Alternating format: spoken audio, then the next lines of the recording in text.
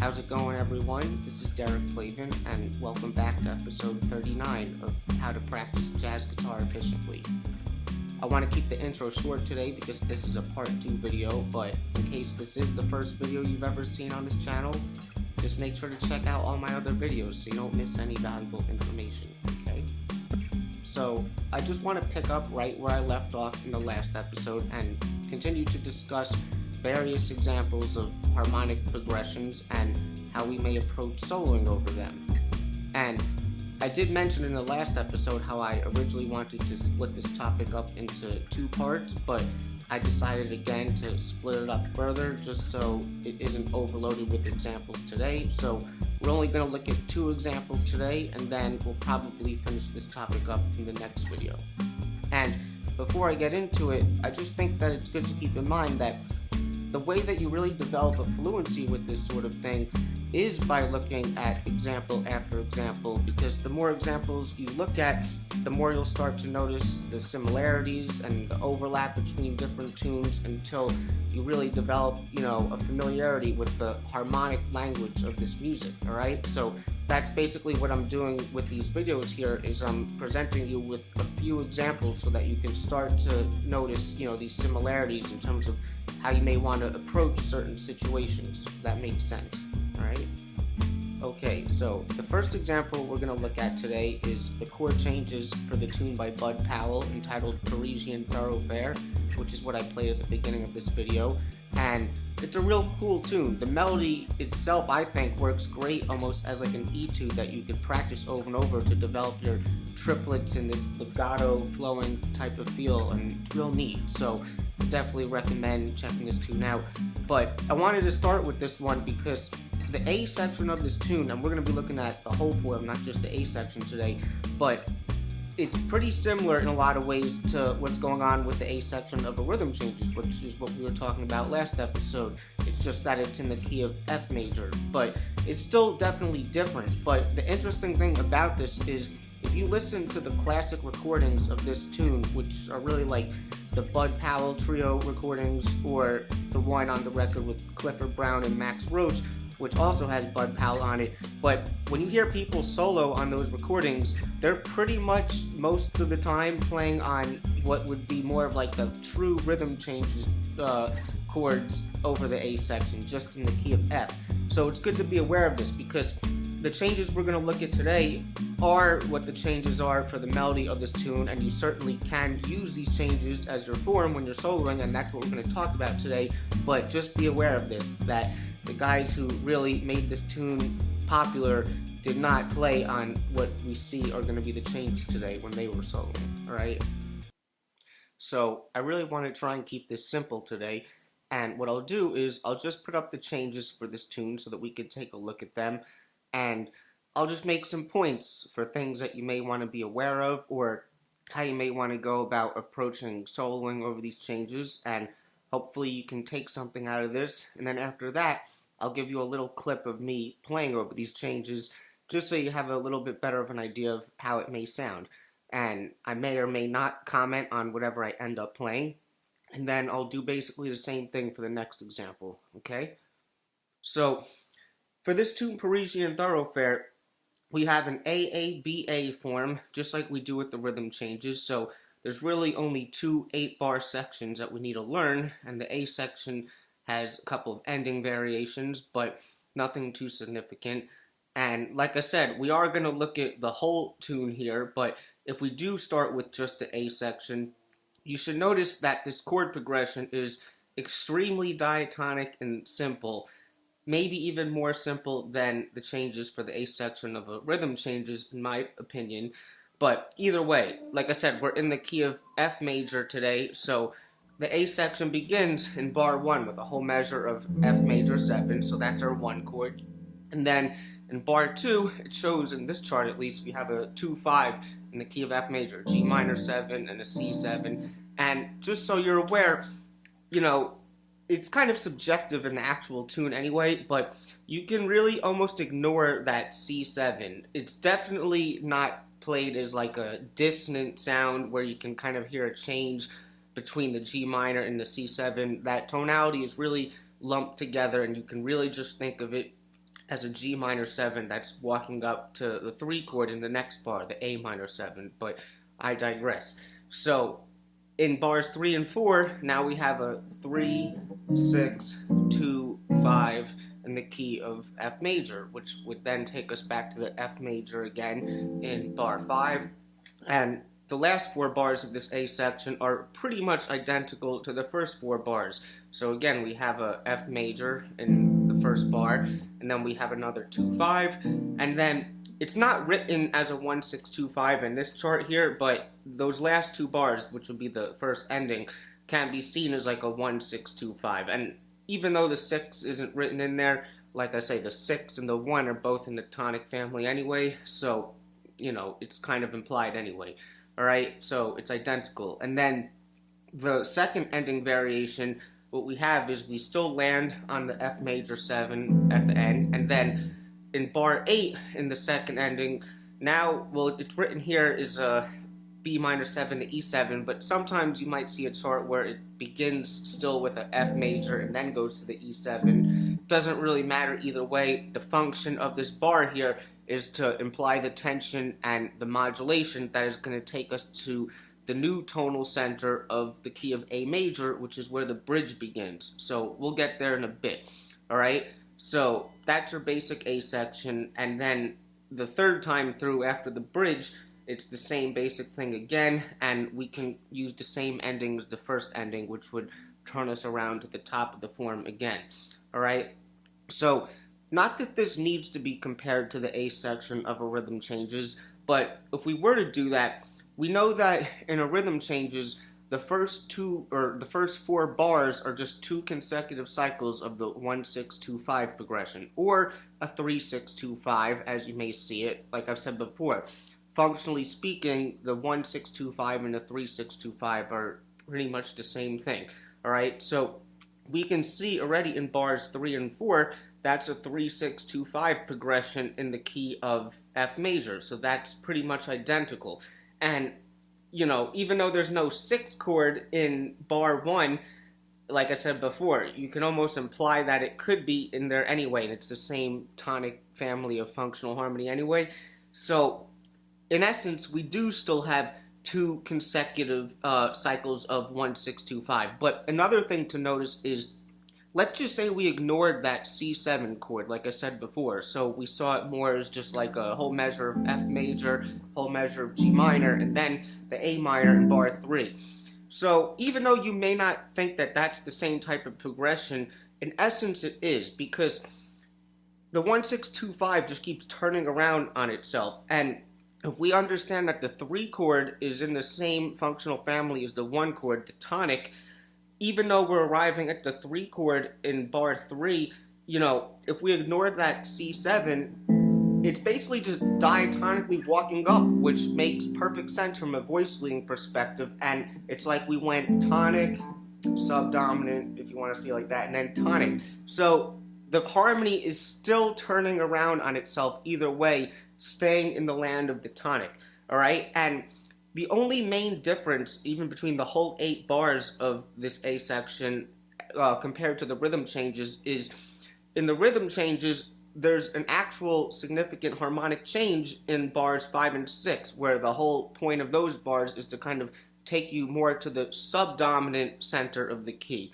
which would be like the 4th degree. In this case, that would be B flat. But they don't do that in this tune here. When they're soloing on the recordings, they do, but not in these changes here. So this is almost even more simple, because in this section here, we're really just staying in the land of the tonic the whole entire time, alright? So just like I said with the rhythm changes, especially for those first four bars, the simple and easy thing to do, just as a foundation, is just to think B flat, well, at least in that key, and we can do a similar thing here. So the easiest thing to do here is just to think F major and play around that, okay? And it's like I said before in the other video, there's nothing wrong with articulating every single change in this A section here, and you can certainly do that, and it can certainly sound good if it's done properly. But I have to be honest with you, if you're taking that approach consistently to a tune like this, where every single time you play through that A section, you think you have to articulate all those chords there, you're crazy. And if you think I'm gonna let a couple of dead birds get in our way, you're crazy! Okay? Because I'm telling you, that's not what the people who were really playing this tune were probably thinking. I don't know for sure, and even if you take a look at the melody for the A section of this tune, all it's doing is ascending up and down perfectly through the F major scale, and it goes, right? And when Bud Powell was composing this melody, who knows what he was thinking? But I'm pretty certain he probably wasn't thinking like, all right, what are the right chord tones when I get to the G minor 7? Am I landing on the right chord tones here? Or is he just thinking about the key of F major and keeping the integrity of the phrase going by keeping a consistent contour and a smooth direction? So it all diatonically works either way. So when you're playing over this A section, that's what I would do. And not that this is the topic of this video, but, even if you look at, you have all the caged fingerings of the major scale, you can still use all those fingerings and practice soloing within all those different positions, and all those different positions can still also be seen as any of the modes that relate to F major. So maybe when you are on like the G minor, for example, you may be thinking of it more as G Dorian or something, but you don't have to. It's still all F major, and that's the simplest way to see this. And if you're still doing all the other work and you're acquiring actual jazz vocabulary and you've worked on phrases with different sorts of chromatic passing tones or enclosures or whatever you want to call it, that stuff will dress up the phrases more so that it does more authentically sound like jazz. And that's why you want to put in that work. But you're making it so much harder on yourself if you think that you have to articulate all of these chord changes every single time, especially when you have a progression like this, which is extremely diatonic and simple. So I'm rambling here, but all you have to do is take this simplified diatonic approach to this A section, okay? At least as a foundation and a starting point. So now let's take a look at the bridge. So similar thing is happening here. So like I said, in the second ending variation, it's modulating to the key of A major now, right? So we land on this A major chord, which is obviously the one chord in that key. And then in the next measure, we have a 2-5, which takes you back to the A major again, right? So I can say a similar thing here. Even though you have a tonic and then you have a 2-5 back to the tonic, you don't have to imply all those chord changes if you don't want to. The easiest thing to do is just simplify your thinking to A major. And let me just point out, everything depends on context. So in another scenario or another tune, yes, there are certainly times where you absolutely want to articulate that sort of harmonic change so that the ear can hear a difference between like the tonic and then arriving at the 2 chord or the 5 chord and whatnot. But in a scenario like this where the tempo is relatively faster and the chords are moving quickly, it's too much change to keep up with sometimes. And the only primary sort of thing that the ear needs to hear in this situation is the modulation between the different key centers, all right? So same thing. If you want to, you can imply the changes for that 2-5, the B minor to E7, but you really don't need to. You can just think about it as being in the land of A flat major, and that's it, right? So then, after bar 3 of the bridge, then it goes to A minor 7, which is then going to the D7, the 2-5, which leads to the new key center of G major. So that's another modulation. So when that happens there, now for the same thing, for those 2 bars, instead of thinking I have to play a 2-5 and then land on G, you can just think about those whole 2 bars as just being in the key of G major. but it doesn't stay there for long. So now it kind of has this like consecutive like dominant cycle, because after that it has this D minor 7 to G7, and we could just sort of simplify the thinking even down to G7 if we want. So it's like we were in G, and then it's like a G7, and then it's going to G minor 7. So that D minor to G7 is like a 2-5 in the key of C, and we're not there for too long. You can play a 2-5 line if you want, or you could just think C major. And then in the last two bars, we have a whole measure of G minor 7 and a whole measure of C7. And in that situation, and again, it's subjective, you can do what you want, because we have a 2-5 that is a little bit more stretched out, where we have a whole measure of the 2 chord, a whole measure of the 5, we have a little bit more time. So if you were to articulate every change of the 2-5 in this song, this would be a place to do it, because you have more time on each of those chords. So if you wanted to imply a little bit more dissonance or tension on the 5 chord or whatever, that eventually releases to the 1 at the top of the next A section, you could do that, okay? But overall, I just really want you to understand that the easiest thing to do as a starting point and just as a foundation, so that you're making it easier on yourself, is to just take a very diatonic approach to this tune. And I'm telling you, if you actually transcribe or analyze some of the solos of this tune, I guarantee you're bound to find results where they're just thinking pretty diatonically. And yes, you could look at the right chord tones. Are they falling on the harmonies in the moment? And maybe they are. But I guarantee they're not thinking that they have to articulate every change. And I've demonstrated this before, but even if I did something like that for the A section, it just doesn't sound as good. It sounds more interrupted. It's not keeping the integrity of the phrase. If I were to do something like this. 1, 2, a 1, 2, 3, 4.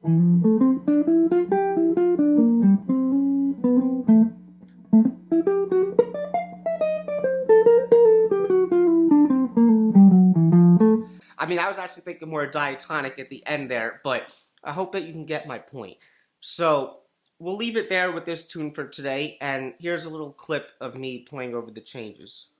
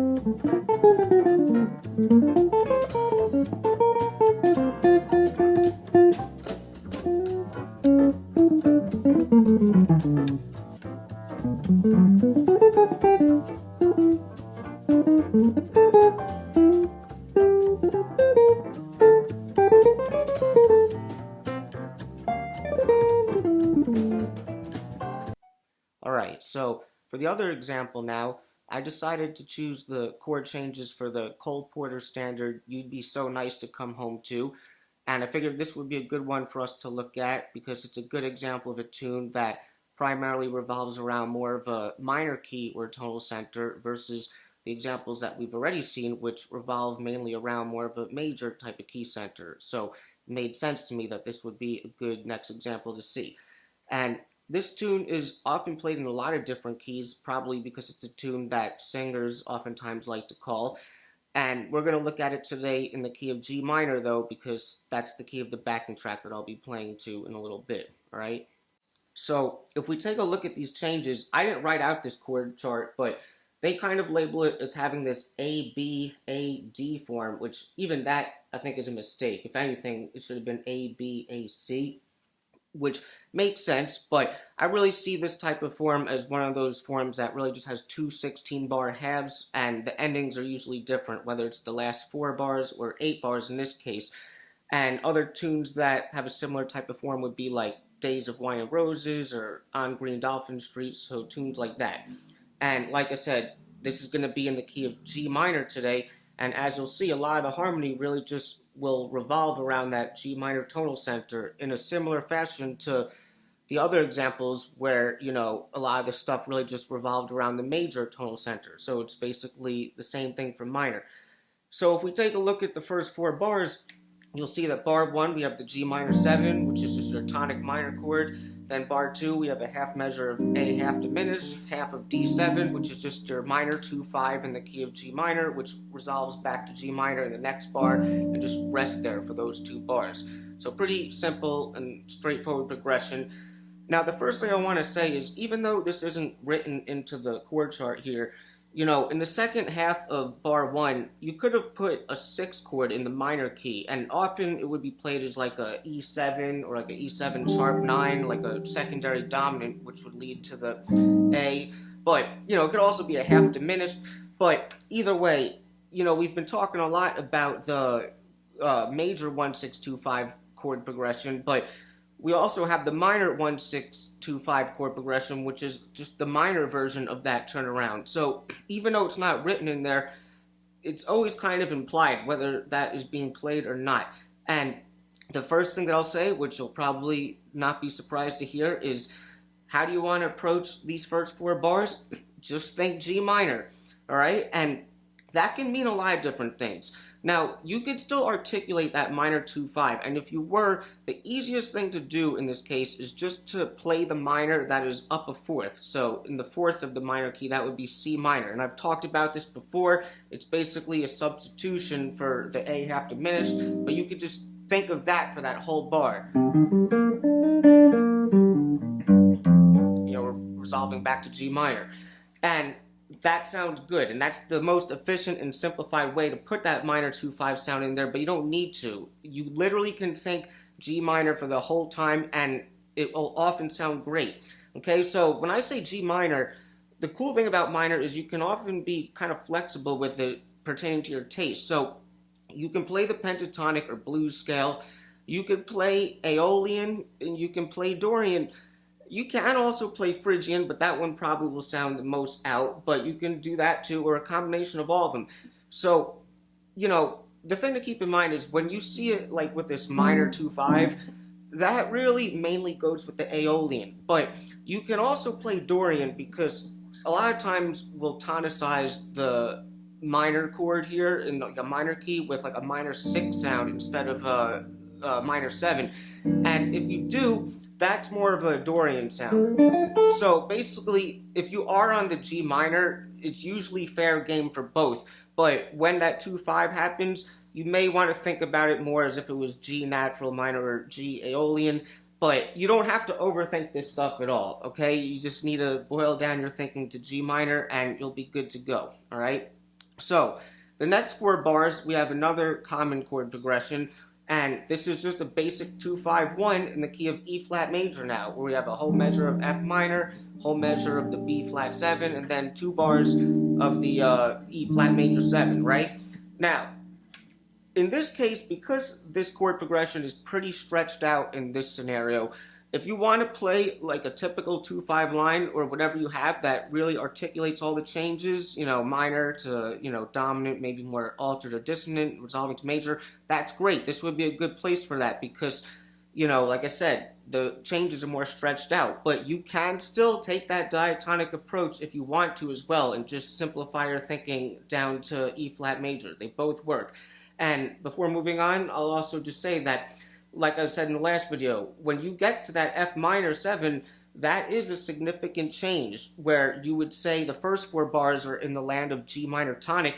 Now it's just, I don't know if you would say it's totally modulating because E flat major could be in the key of G Aeolian, but you don't have to think about that stuff.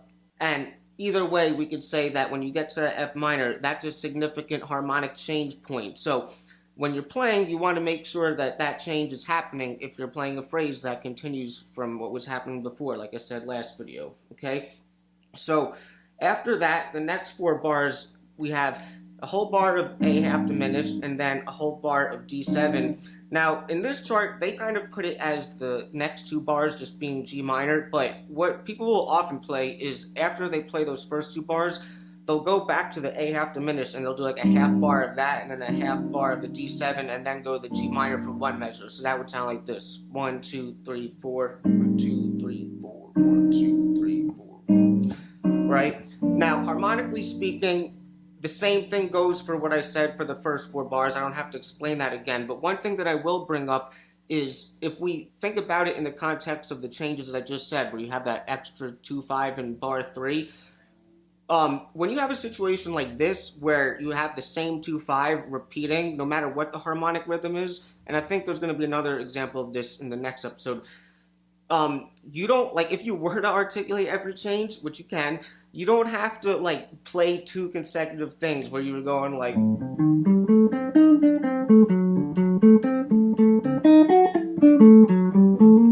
know, it's just hard to think like that and even do that, but, you don't need to do that. I mean, I already said keep it simple anyway, but it's just better to kind of treat those situations, you know, like it's not repeating and you could just think of it more as 1, 2, 5 or just in the key of G minor. So enough of that. All right, the last 4 bars of this, we have an E half diminished, and then in the next bar they have an A7, which is valid, but oftentimes people will play like a B flat minor, E flat 7, and the E flat is just like a tritone substitution of the A7, so that's why people often do that, and it has a little bit different of a sound. And then we have a 2-5 for the last 2 bars that resolves back to the G minor at the top of the second half, right? So, second half. We don't have to talk about the first 2 bars because they're identical, so we just have to discuss the last 8 bars now, alright? So, first we have this E half diminished for the first bar, and then here it shows, you know, what does it say, B flat 6 over F? You can just think B flat major. I'll talk about the bass note in a second, you know, and then we have an F sharp half diminished, and then we have a G minor. Now, you may not notice it at first, but even this progression, you could, if you wanted to, from a melodic stance, simplify the whole thing down to either just thinking G minor or B flat major, which is the relative major. And these diminished chords are just acting as a substitute for certain types of dominant chords or passing diminished chords that we know function in a way where they lead to these chords that they're resolving to. And I talked all about this in my episode on functional diminished harmony if you haven't checked it out. So, first of all, the E flat or the E diminished, we can just see that as a B flat diminished. It's the same diminished. So that's like your tonic diminished that resolves to a tonic major in that case. And I've talked about that. The tonic diminished is essentially like a 4 chord essentially. And it's actually interesting because the chord before that was E flat major 7. So you can almost play an E flat 7 there if you want. That would be like a substitution.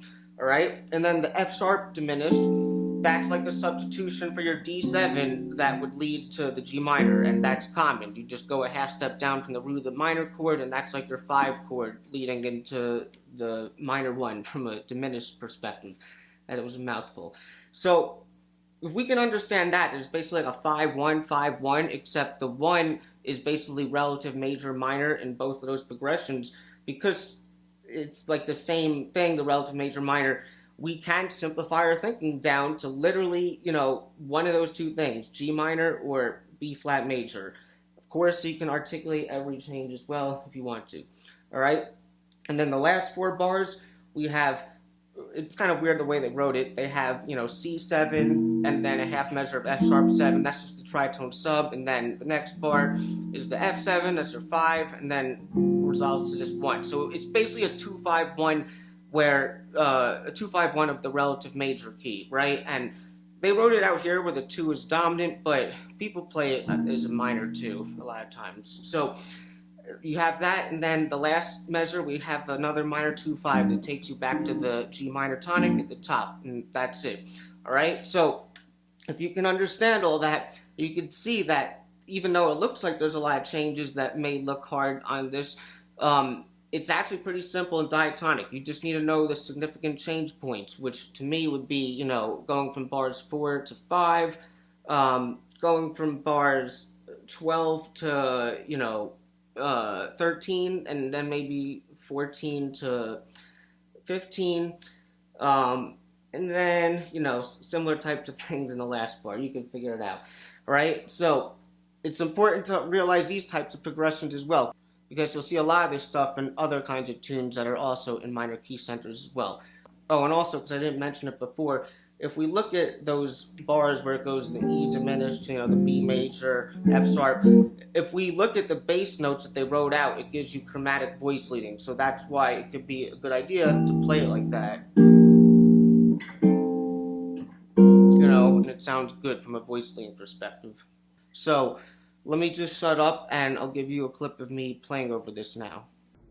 Sorry, I just want to make this one more point that I forgot, and this applies to both songs in this video and just in general to lots of songs, and that is, since I'm talking about taking this really diatonic and seemingly oversimplified approach to playing over changes, I feel like that could be misconstrued potentially and may not seem like an optimal, piece of advice for getting better at being able to actually play over the, authentic harmony. But first of all, if you've seen the last video, you already know how I feel about that, and it's still important to practice nailing every single chord change. But that aside, depending on the scenario you're in and if you're playing with a comping instrument or not, because if you're not, it could be something more like you can comp for yourself, but it would be like the Miles band in the 60s where there is no comping, and in that situation, you may want to actually play more harmony to suggest different things. But if you are playing with a comping instrument, they're going to be suggesting all the harmonic motion if they're hitting all the changes, generally speaking. So you may not necessarily have to worry about that, and it'll still be taken care of in the sense of like the overall sound of the band.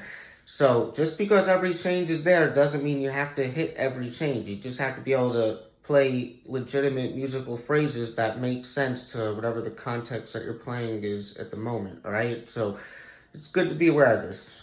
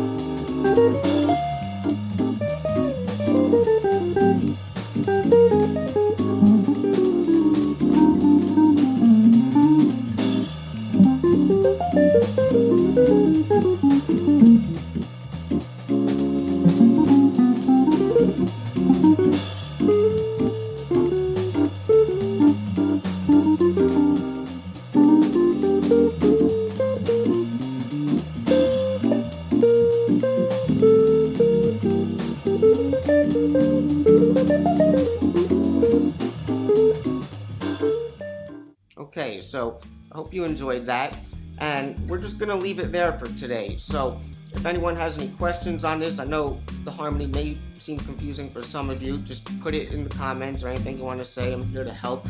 And in the next episode, hope you're ready for the next episode. Hey, we're going to continue just discussing a few more examples that really just kind of reinforce some of the things I've said already, and maybe just pick out a couple of specific things that I may want to address, but nothing too crazy, and that should be it for this little topic, alright? So, if you enjoyed this video, I would appreciate it if you gave it a like. Consider becoming a subscriber as well as a contributor to Patreon, where for $5 a month you get all the PDFs on this channel. And if you think anyone else would enjoy this content, please share it with them as well. And I will see you guys in episode 40, which is crazy. Swinging and playing the blues. That's what we about. I try to help you.